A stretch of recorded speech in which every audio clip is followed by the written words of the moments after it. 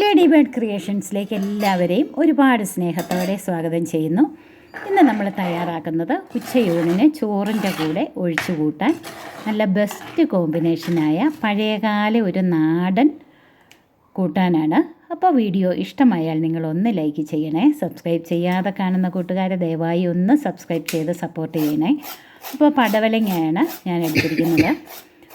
പടവലങ്ങ നന്നായിട്ട് കഴുകി അതിൻ്റെ ആ ആഷ് കളറിലുള്ള തൊലിയെല്ലാം നന്നായിട്ട് ഇതുപോലെ കളഞ്ഞ് ഇനി ഇതിൻ്റെ അകത്തെ ആ ഒരു കുരുവും പാടയെല്ലാം പോലെയുള്ള സോഫ്റ്റായിട്ടിരിക്കുന്ന അതെല്ലാം നന്നായിട്ടൊന്ന് കഴുകി വീണ്ടും വൃത്തിയായിട്ട് നമുക്കിതൊന്ന് കഴുകിയെടുക്കാം. ഇതുപോലെ വട്ടത്തിലരിഞ്ഞ് ചട്ടിയിലേക്ക് നമുക്ക് ആക്കി കൊടുക്കാം. എന്നിട്ട് ഓരോന്നെടുത്ത് ഇതുപോലെ കനം കുറച്ച് നമുക്ക് നീളത്തിൽ അരിഞ്ഞെടുക്കാം.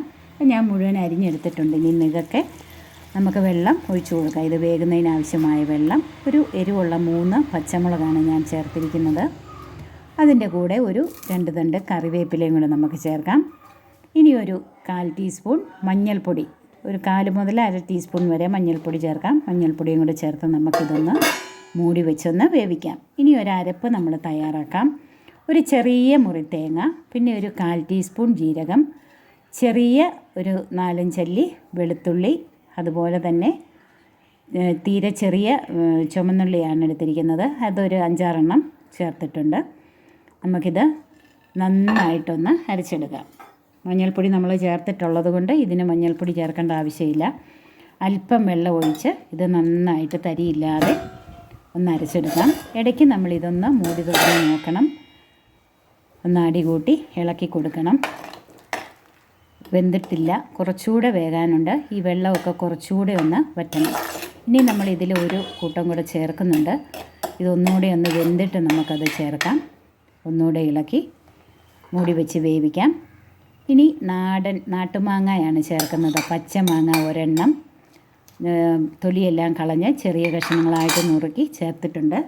അവരവരുടെ പാകത്തിന് വേണ്ട പുളിക്കനുസരിച്ച് മാങ്ങ ചേർക്കാം.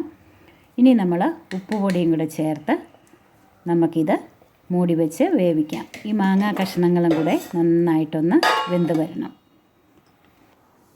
ഇപ്പം അരപ്പ് നന്നായിട്ട് അരച്ചെടുത്തിട്ടുണ്ട്. ഒരുവിധം ഇളവൻ തേങ്ങയാണ് ഈ ഒരു അരപ്പിന് നല്ലത്.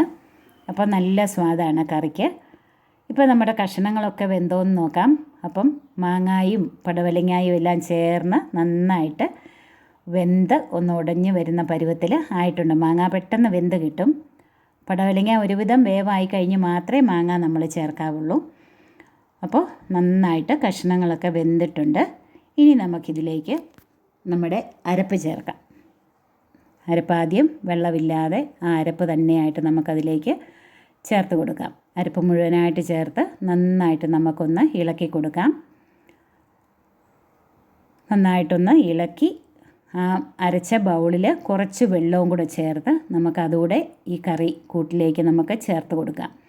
അവരവരുടെ പാകത്തിനനുസരിച്ച് വെള്ളം ചേർക്കാം. ചിലർക്ക് അല്പം കുറുകിയ കറിയാണ് ഇഷ്ടം. ചിലർക്ക് ഇച്ചിരൂടെ ഒരു നന്നായിട്ട് ഒഴിക്കാവുന്ന പോലെ ഒരു ഇച്ചിരൂടെ നീണ്ടിരിക്കുന്ന കറിയാണ്. പാകത്തിന് അവരവരുടെ പാകത്തിന് വെള്ളം ചേർത്ത് ഇളക്കി അല്പസമയം കൂടി ഒന്ന് തിളപ്പിച്ചെടുക്കണം. ചട്ടി ആയതുകൊണ്ട് പെട്ടെന്ന് തിളയ്ക്കും. ഒരു തിള വരുമ്പോഴത്തേക്ക് നമ്മൾ ഇടയ്ക്ക് ഇളക്കി കൊടുത്ത് ഒന്ന് തിളച്ച് വരുമ്പോഴത്തേക്ക് നമുക്കിത് വാങ്ങി വയ്ക്കാം. അപ്പം പണ്ട് കാലത്തെ ഒരു നാടൻ കൂട്ടാനാണിത്. നല്ല ടേസ്റ്റാണ് ചോറിൻ്റെ കൂടെ കഴിക്കാൻ, ഒരു ഒഴിച്ച് കറിയായിട്ട്. അപ്പോൾ നമുക്കിതൊന്ന് തിളച്ച് വരുമ്പോഴത്തേക്ക് നമുക്കിത് വാങ്ങി വയ്ക്കാം. ഇനി നമുക്കിതിനൊരു ചെറിയ താളിപ്പൂടെ ചേർക്കാം. ഒരു 3 ടേബിൾ സ്പൂൺ വെളിച്ചെണ്ണ പാനിലേക്ക് ഒഴിച്ച് വെളിച്ചെണ്ണ ചൂടാകുമ്പോൾ 1/2 ടീസ്പൂൺ കടുക് പൊട്ടിക്കഴിയുമ്പോഴത്തേക്ക് വറ്റൽമുളകും ചുവന്നുള്ളി വട്ടത്തിലരിഞ്ഞതും കൂടെ ചേർത്ത് കൊടുക്കാം. ഇങ്ങനെയുള്ള കറികൾക്ക് ചുവന്നുള്ളി വട്ടത്തിലരിഞ്ഞ് ചേർക്കുന്നതാണ് നല്ലത്. കറിവേപ്പിലയും കൂടെ ചേർത്ത് താളിപ്പ് നമുക്ക് കറിയിലേക്ക് പെട്ടെന്ന് തന്നെ ചേർത്ത് കൊടുക്കാം. താളിപ്പ് ചേർത്ത് ഉടനെ തന്നെ നമുക്കിതൊന്ന് ഇളക്കാതെ മൂടി വയ്ക്കാം. ഒരു 2-3 മിനിറ്റ് കഴിയുമ്പോഴത്തേക്ക് നമുക്ക് മൂടി തുറന്ന് കറിയൊന്ന് നന്നായിട്ട് ഇളക്കിയെടുക്കുക. അപ്പോൾ നല്ല ഒരു വാസനയൊക്കെ വരുന്നുണ്ട്. താളിച്ചതിൻ്റെയും ആ പടവലങ്ങായും മാങ്ങായും ഒക്കെ വെന്തതിൻ്റെ ഒരു മണമൊക്കെ ആയിട്ട് ചോറിന് ബെസ്റ്റാണ്. ഒന്ന് ട്രൈ ചെയ്ത് നോക്കണേ. താങ്ക്